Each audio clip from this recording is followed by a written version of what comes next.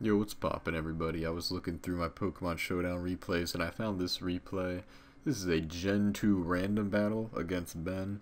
This battle was like a month ago. It's a fairly recent battle. So, yes, I really like this battle. I think it's pretty good. But the one downside to it is very long. It is long and drawn out.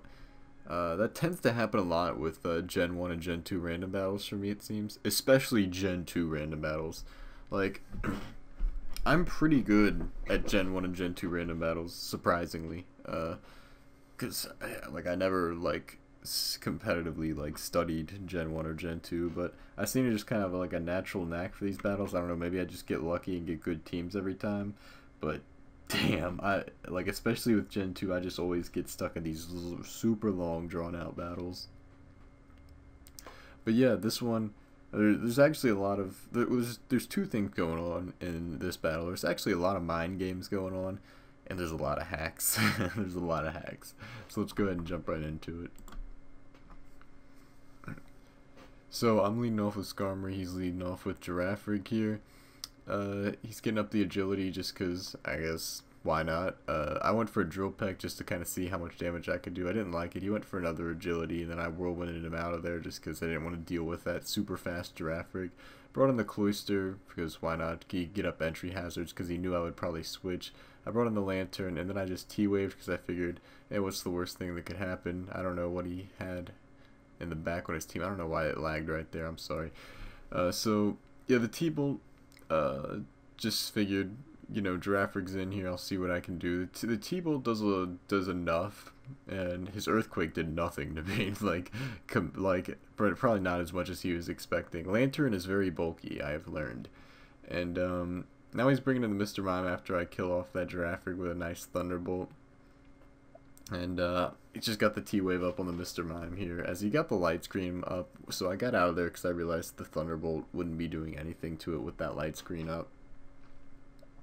Puts my Fortress to sleep, which is unfortunate, but I really don't need the Fortress, so if anything on my team has to be asleep, I figure that's okay. He brought in this Scissor here, and he got a Swords Dance up. I stayed in just to see if I could get an early wake up, but I wasn't gonna play with luck too much longer there. So he gets up a second Swords Dance. This is where I start to get worried. I bring in the Doug Trio just to get some chip damage off on this Scissor. He sets up a sub. My Earthquake is going to be able to break the sub, of course, but he is going to kill me off with a Steel Wing right there. It might have been better for me to bring in the Umbreon. I'm trying to think. No, it might have been better at that point. Okay, I think I messed up here. I could have brought in the Skarmory there and then just whirlwinded this thing out, because I really don't think it has anything that could have hurt me, because we know it has Steel Wing, which my Skarmory, even if he is at ×3, I would have ate that up, because Skarmory's a physical wall. It's been a good physical wall throughout all generations, so I probably could have eaten that up and then just whirlwinded him out, and thus he would just be sitting here at 51% and not have the ×3 attack anymore. But I don't know, you'll see what happens. Actually ended up working out. Yeah, so I bring in this Umbreon here, and I decide I'm going to play with HAX. He misses the Steel Wing. That's HAX number 1. I go for the Charm. I'm just going to Charm him to bring the attack down, because I know my Umbreon can live this. Umbreon is a beast. It is bulky AF. And now this is where it gets fun. I set up the Confuse Ray. I'm now going to Charm, get his attack down. So now his attack's half. It went from being like ×3 to ×0.5. He Steel Wings again. Look at that. It's literally doing nothing. He gets the defense boost. That's okay. Once my health, he's chipping away at me, and then I just rest it all back up, and I get out of there now, and I'm going into Lantern. He takes that opportunity to get another Swords Dance up, but hey, that's okay, because after all those charms, he's just at where he was. He snapped out of Confusion, so I figured we need some hacks now. I need some more hacks. So I give him the T-Wave, paralyze him. Gonna try to get some para-hacks my favor. His T-Bolt, my T-Bolt, it's putting in the work. It would have been nice to get a crit there or something, or even if I just gotten higher. Oh, look at that! I got the crit on that turn. I needed that on the turn before, really. Well, I didn't need it, but would have been a lot nicer. Would have put my Lantern in a better position. Brings to the Smeargle and goes to the Super Fang. I'm not sure what he was doing there. Maybe he was predicting a crazy switch or something, but or maybe he was actually predicting the rest on that turn. He might have been predicting me to rest first instead of T-Wave, but I don't know why I wouldn't have T-Waved. So now I have my Nidoran male, he has his Ho-Oh. I've decided to stay in and take the EQ just so I could Thunder, and that Thunder literally does nothing. So I'm just gonna fodder off Nidoran male there, because there's literally nothing it could have done. Now this is where the battle gets great, or terrible depending on how you see things. I bring in my Umbreon to wall this Ho-Oh. Notice how that Earthquake did 18%. That's no damage. He gets a high roll that time. He's 20. I'm gonna do what I do best and Confuse Ray. Just try to get HAX here because I have nothing that can hurt him. So I deduced that he had no fire move. He had T-Bolt, Earthquake, no fire move. So I'm like, hey, it's safe to bring in Fortress and wall this thing, right? Because the worst he can do is, you know, T-Bolt, EQ. I'm taking those. I eat those up. Look at that. That T-Bolt did 28%.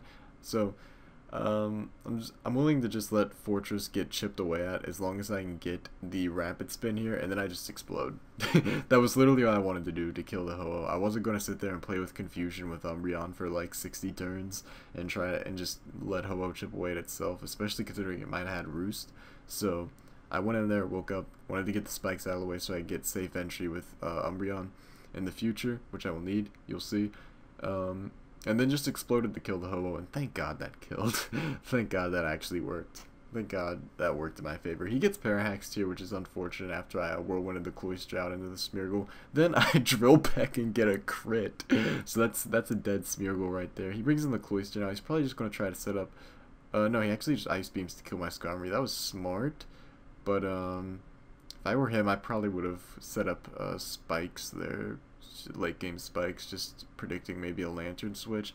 But I do get to bring the Lantern in after my Skarm dies. I was probably TBH. I was probably just gonna whirlwind him when I had Skarm in there. Now he gets those spikes up while I'm asleep.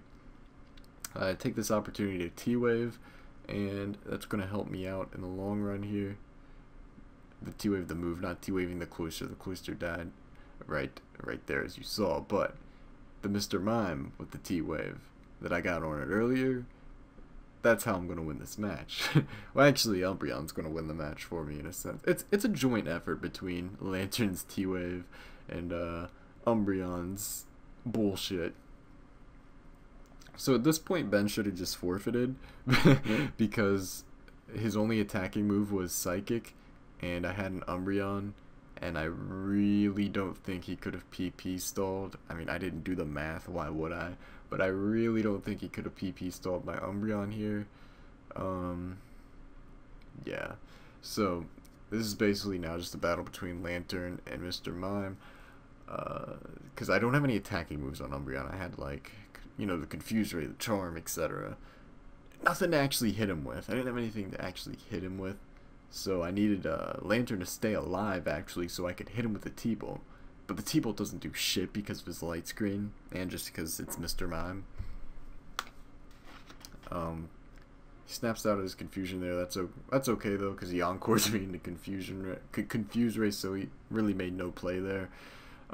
He Psychics again, probably predicting Lantern switch. I stay with Umbreon, so of course it doesn't do anything. Now I go into Lantern.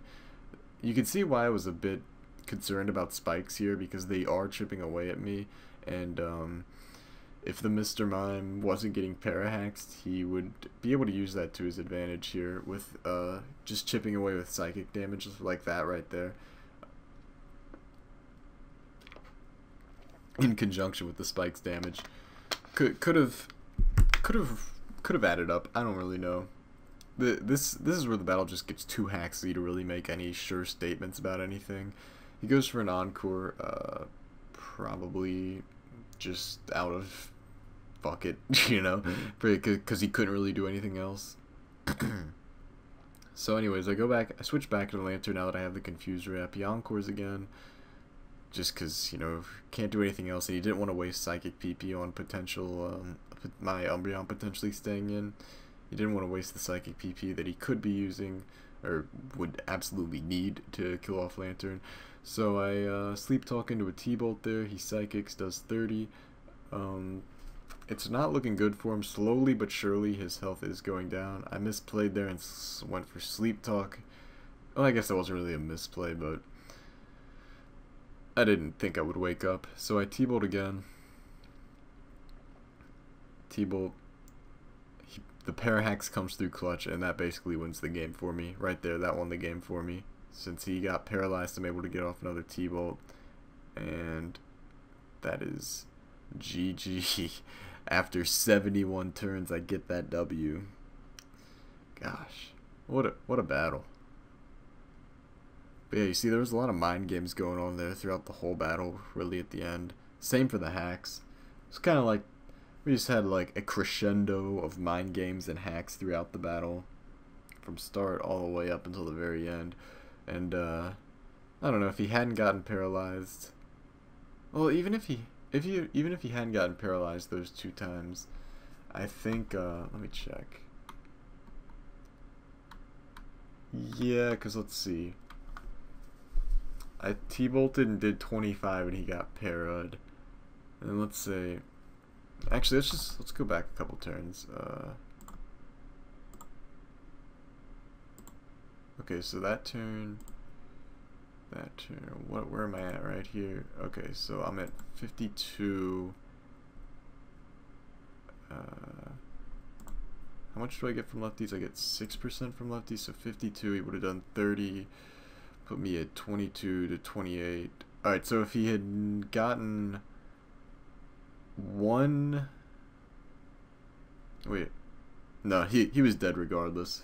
He was dead. Yeah, there was no way that was going to work out for him. There was no way that Mr. Mime was going to win, even if the HAX hadn't happened twice in a row at the very end. So yeah, that's a great battle. I enjoyed it. Maybe you didn't, but I did. Alright, so good game, Ben, and thank you for watching.